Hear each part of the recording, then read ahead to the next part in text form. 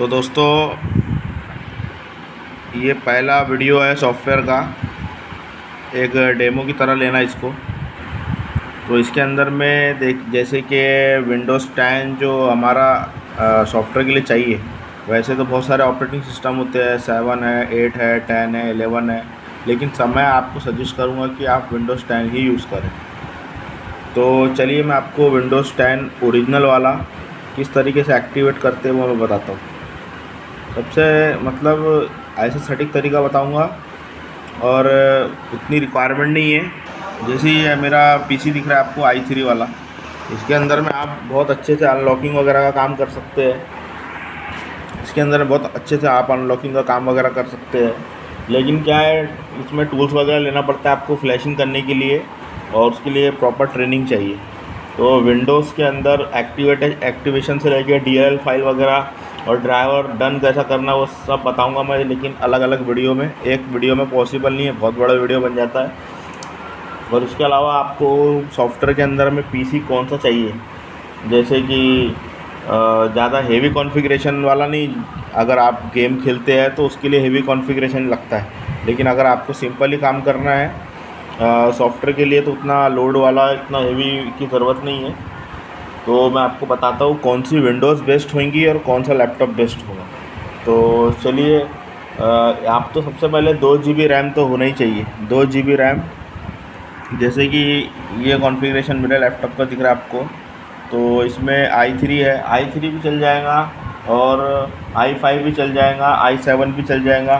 First generation, जैसे generation की अगर बात करें तो फर्स्ट जनरेशन हो या फर्स्ट जनरेशन से लेकर 4th जनरेशन तक के आपको कोई दिक्कत नहीं आएगी, आप चला सकते हैं अगर आप स्टार्टअप कर रहे हैं तो। लेकिन जो आपकी जो ये हार्ड डिस्क दिख रही है 320 GB, मैं सजेस्ट करूँगा कि हार्ड डिस्क तो खैर ठीक है, लेकिन कम से कम SSD होना चाहिए। हार्ड डिस्क का ज़माना अब ख़त्म हो गया। SSD के क्या है कि आपका विंडोज़ जो है वो थोड़ा सा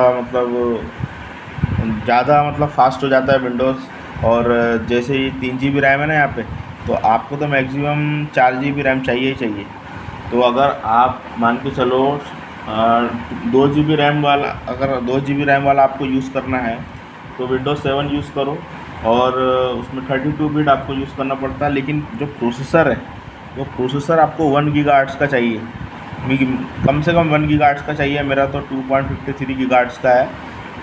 लेकिन अगर लो कॉन्फ़िगरेशन की बात करूँ मैं, जिससे आपका काम एक ट्रेनिंग के तौर पर, तो वो समझ के चलो 2 GB रैम के साथ स्टार्ट कर सकते हैं आप। विंडोज़ 7 हो या विंडोज़ 10 हो, अगर 64 बिट बेस्ट होता है, लेकिन लो कॉन्फ़िगरेशन के लिए 2 GB रैम लगा हुआ है तो 32 बिट में भी आपका काम हो जाएगा। और 64 बिट का अगर करना है तो 1 GHz प्रोसेसर उसमें भी काफ़ी है, और 32 बिट में भी 1 GHz प्रोसेसर काफ़ी है। तो मैंने ये आपको बता दिया कि लैपटॉप उतना हेवी नहीं चाहिए, अपना काम चलेगा। i3 i5 वगैरह फर्स्ट जनरेशन 4th जनरेशन तक के विंडोज़ हमारा चल जाता है, कोई दिक्कत नहीं है। ये ऐसे लो वाले लैपटॉप में भी।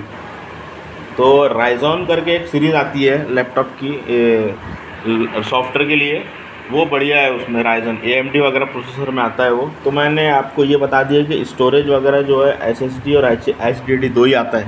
एक SSD आता है, एक HDD आता है। तो SSD के अंदर में आपको i3 से लेके i5 फर्स्ट जनरेशन लेके 4th जनरेशन तक के SSD आपका बढ़िया चल जाएगा, कोई दिक्कत नहीं है। 250 GB की SSD ले लो, एक नंबर काम चलता है और बहुत स्मूथ और बहुत फास्ट चलती है। और जैसे समझ के चलो 3 GB नहीं, आपने 10 GB 15 GB रैम लगा ली है, इस तरीके से स्पीड एकदम फास्ट हो जाएगी। तो चलिए, हार्ड डिस्क तो कम से कम इतना भी रहे तो भी चलता है, 320 GB रहे तो भी चलता है, लेकिन SSD आपको अपग्रेड कराना पड़ेगा अगर आपको बढ़िया से काम करना है, कोई दिक्कत नहीं आएंगी। अब मैं विंडोज़ 10 ओरिजिनल सॉफ्टवेयर इसलिए डाउनलोड करवा रहा हूँ कि इसमें वायरस का पंगा नहीं रहेगा आपको और कोई तकलीफ़ नहीं होगी। तो चलिए विंडोज़ 10 ओरिजिनल डाउनलोड करते हैं। मेरे पास तो ऑलरेडी बैकअप लिया हुआ है, लेकिन मैं फिर भी आपको बता रहा हूँ।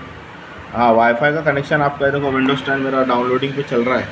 मैं आपको खाली प्रोसेसर बता रहा हूँ। देखो मेरा तो ऑलरेडी 5 GB का है, 5.7 GB का विंडोज़ 10 है, 1.7 अभी तक हो चुका है। आपकी वाईफाई की स्पीड बढ़िया होना चाहिए। खैर, तो आपको क्या करना है, माइक्रोसॉफ्ट की जो वेबसाइट है ना, माइक्रोसॉफ्ट की वेबसाइट, इसके ऊपर में जाना है आईएसओ फाइल के अंदर में, और बाकी कहीं भी नहीं जाना, नहीं तो भटक जाएंगे आप। तो ये इसके ऊपर जाने के बाद ये क्या है कि इसके अंदर में डायरेक्ट आपको माइक्रोसॉफ्ट वाली वेबसाइट पे जाने से मतलब सही गाइडलाइन बता रहा हूँ आपको मैं, और कहीं भटकने की ज़रूरत नहीं है। बहुत से इंस्टीट्यूट वाले ये सब नहीं बताते हैं, वो बस एक मीडिया क्रिएशन करके, देखो मीडिया क्रिएशन भी होता है, ज़्यादातर इंस्टीट्यूट वाले मीडिया क्रिएशन पे काम करते हैं, लेकिन मैं विंडोज़ 10 का सलाह दे रहा हूँ आपको। मैं बहुत एक्सपीरियंस लिया इधर उधर घूम घूम के, तो मेरे को पता है कि क्या सही है क्या गलत है। ये जो ट्रेनिंग पर्पस पे काम चलाने वाले ये लोग हैं, मीडिया क्रिएशन वाले, जो ज़्यादातर इंस्टीट्यूट वाले यूज़ करते हैं, पर मार्केट लेवल पे जब आप सॉफ्टवेयर का काम करेंगे तो ये विंडोज़ 10 का ओजी वाला यहीं से डाउनलोड होता है, जहाँ से मैं अभी तुमको बताने वाला हूँ। तो ठीक है, ये विंडोज़ 10 इस तरीके से आपको एक चार्ट खुल जाएगा। तो आपको क्या करना है बताता हूँ। देखो मैंने स्क्रॉल उसको नीचे किया तो डाउनलोड नाउ का ऑप्शन आ रहा है, लेकिन आपको यहाँ से डाउनलोड नहीं करना है, ठीक है, यहाँ से डाउनलोड नहीं करना है आपको क्या करना है, सिंपल राइट क्लिक करना है, राइट क्लिक करना है, ये ऑप्शन आ गया तो आपको इंस्पेक्ट करना है, इंस्पेक्ट। जैसा मैं बता रहा हूँ बस आप वैसे ही करो, तो आपको बहुत फ़ायदा होगा। तो इस तरीके से आपका एलिमेंट खुल जाएगा, एलिमेंट का कंसोल वाला पेज खुल जाएगा। तो आपको क्या करना है, यहाँ पे टॉगल का एक ऑप्शन आएगा, टॉगल,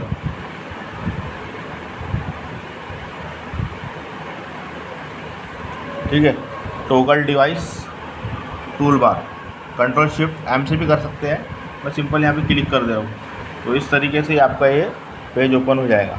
तो उसके बाद आपको क्या करना है, रिफ़्रेश। अब जैसे ही आप रिफ़्रेश करेंगे, रिफ़्रेश आप F12 से भी कर सकते हैं, ठीक है। तो ये देखिए, उसके बाद क्या है, इसको थोड़ा सा मैं इधर कर लेता हूँ और इस पर क्लिक करके नीचे लेता हूँ, इसको नीचे लिया नीचे लिया नीचे लिया। अब क्या है कि जब आप एलिमेंट को टॉगल को ऑन कर देंगे, उसके बाद आपको रिफ़्रेश करना है। रिफ़्रेश करने के बाद यहाँ पर देखिए क्रिएट विंडोज़ 10 इंस्टॉलेशन मीडिया दिया हुआ है। तो डाउनलोड का नाउ का ऑप्शन तो वहाँ भी आ रहा था, लेकिन वहाँ से क्या होता है कि वहाँ पे सभी लोग कर रहे हैं, तो वायरस के चांस ज़्यादा होते हैं। और मैं जो आपको सेफ जोन बता रहा हूँ, इसके अंदर में वायरस वगैरह की दिक्कत नहीं होगी, बहुत बढ़िया चलेगा। तो यहाँ से इसको डाउनलोड नाउ कर देना है, बस इतना ही करना है। वो डाउनलोडिंग पे इस तरीके से लग जाएगा, और डाउनलोडिंग पे इस तरीके से लग जाएगा तो फिर मैं बताऊंगा आपको किस तरीके से उसको एक्टिवेट भी करते हैं।